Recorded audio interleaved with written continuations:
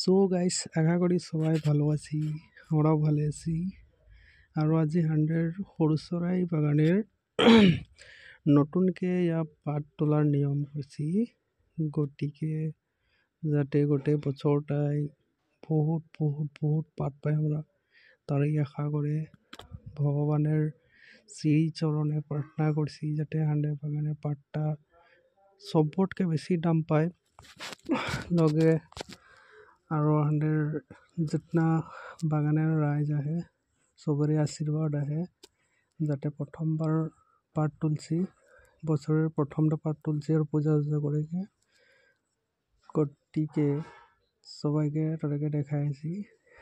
আমার চ্যানেলটার নাম হয়েছে লক্ষ্মণ ব্লগস, সবাইকে লাইক আর সাবস্ক্রাইব করে দিবি। আর হান্ডের ম্যানেজার শাহরু আহে, সবাই আহে, সর্দার বাবু সাহাব সবাই আছে। আর আমরা সবাই মিলেকে আজি নতুন পাট লিব, বছরের প্রথমটা পাট লিব।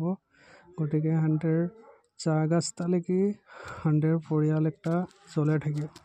সেই গতিকে আমরা চা গাছটাকে ধুনিয়াকে পূজা চূজা করে ধুনিয়াকে পাট লিব। পাট লেকে ওই পাটটা হান্ডের কি করি ঢেকিয়া খোয়া নামঘরে যাইকে আমরা আকৌ একটা হরাই আগবঢ়াই যাতে বাগানটা ভালে কুশলে থাকক। আর ওই বাগান লেকে হান্ডের চা মজদুর ভাইগিলা চলে থাকে। গতিকে বাগানটা আমরা নিজের বলে ভাবেকে ধুনিয়াকে পরিচালনাটা করে যাওয়াটা হান্ডের কর্তব্য। সো সবাইকে আমি একটাই রিকোয়েস্ট করছি, চা গাছগুলা হান্ডের ভালে কুশলে রাখার চেষ্টা করবি।